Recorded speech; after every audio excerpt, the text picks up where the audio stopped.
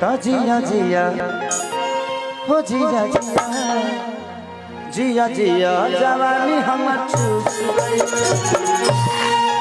लगे एक होली भी कर देंगे बाबा का, अभी आज रिलीज हुआ है। हाँ नाम है जी, डाले के बाद, डाले के बाद। लेकिन बड़ा प्यारा सॉन्ग है जो हमारे होली हिट के लिए रहे कि केकरा से ले हबसवा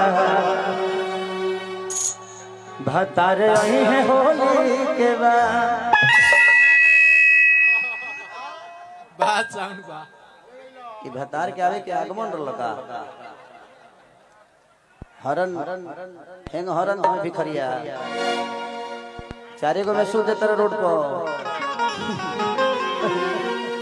चारे को में जमन नहीं खची ना फ्लाइट के टिकट लगा और दिया कहते चली होली के सीजन बा एगो गाना और इन्हें हमारे बिलवा खेसारी म्यूजिक वर्ल्ड की रिपोर्टा वाली खिदरो गहजी मामला चोरी चोरी। लेकिन दो चार गो होली सुना दे, होली के बाद दो चार गो रिकॉर्डिंग कर दे। आई करे एगो फेवरेट सॉन्ग ना जी, ये प्यार कल परसो के काजिल न जाहे भुला गइल वैसे जैसे भाइल न जाहे। एगो बढ़ाई बा एकरा से कि चढ़ते होली राजा जी अरे मन बौराता हो तू नहीं घर मन देवरे पजाता हो कि रहता नजदीक तो अरे लगता न दूर हो आ छोड़ के और राजा राजा में हर बुलावे बदलापुर हो। औरतिया कहती है कि केकरा से ले हबसवा केकरा से ले हबसवा भतारी यही है होली के बाद। केकरा से ले हबसवा भतारी यही है होली के बाद।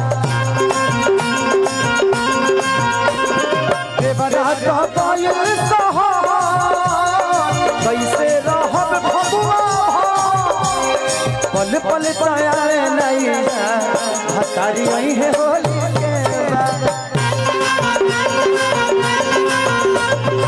करा से ले हम सवार भतारी आई है होली के बाद।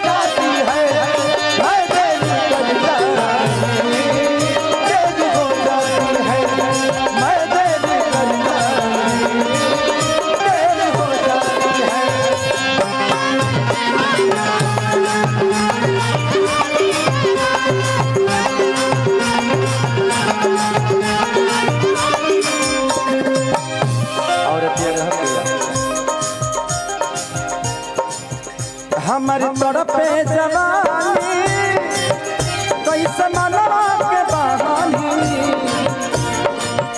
राजा होता रे ढेर परेशानी हो।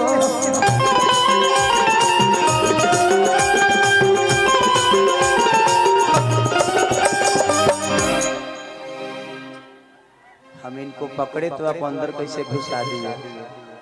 आप ही नहीं चाहते हैं ना कि मेरा घर परिवार सही रहे। हम यहाँ जनता के एंजॉय के लिए कुछ भी पकड़ लेते हैं। मैं इंसान बहुत बुरा नहीं हूँ, ये लोग के कोनो काम धंधा जितना आप सोच रहे हैं उससे ज्यादा इंटरटेन के लिए मैं कुछ बोलता हूँ, इंटरटेन के लिए मैं कुछ करता हूँ। ऐसे मेरा नियत में ऐसा कुछ गड़बड़ काम नहीं।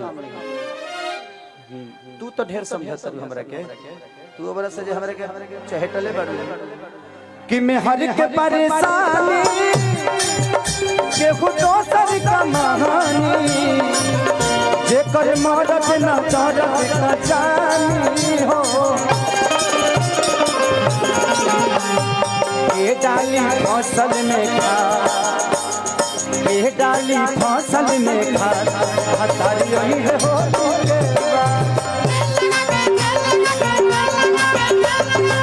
करा से ले हम सवार, हतारी यही होली के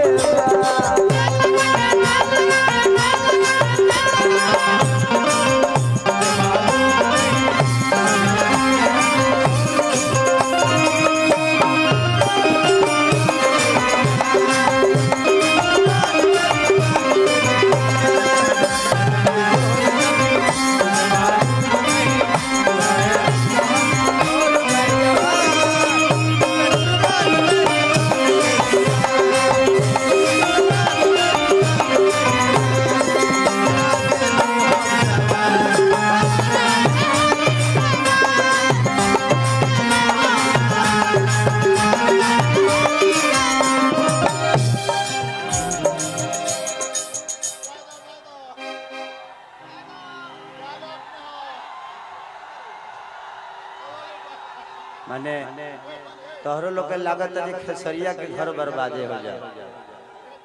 का चाहत रू तू? पंकज भैया के हो जाए दो। बहुत अच्छा, प्यार हो गया है मेरे से। छोड़ दी पंकज जी के हो। खाली स्टेज पे प्यार हो गया है, स्टेज के बाद नहीं। आप गाना सुनती हैं हमारी तो गाने में तक रहे दे, गाना से अंदर मत घुस। अरे बाप, थैंक यू बेटा, आपने मुझे इस लायक समझा। जबकि बहुत कम ऐसे लोग हैं, जबकि आप जानती हैं कि मैं शादीशुदा हूँ, मैं 2 बच्चे का बाप हूँ, उसके बावजूद भी अपनी प्रतिष्ठा को कुर्बान करने पे लगे हुए। मैं तुम्हारे इज्जत का इज्जत करता हूँ बेटा, तुम अपना ध्यान रखो, मेरे से अच्छा लड़का मिलेगा। देखो बदलापुर में कितने अच्छे अच्छे नौजवान हैं, सब रणुआ बन के घूम रहे हैं। मैंने तुलो लड़की नहीं था देख ले ना, कहाँ रहला लो चौरा में आदमी होला। थैंक यू सो मच कि आप मुझे इतना प्यार करती हैं। इस गुलाब को मेरे बैग में डाल देना, तू भीम के दे दो। और हतिया कहती है कि राजा तो हंसे बदूरी कबावे मजबूरी, तो के खोजी ले हम बदलापुर में।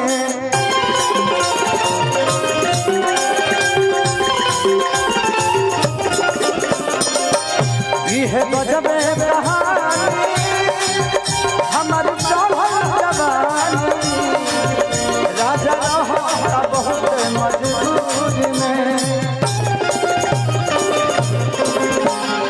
आ गईले घरे आजाद, आ गईले घरे आजाद, हतारी है होली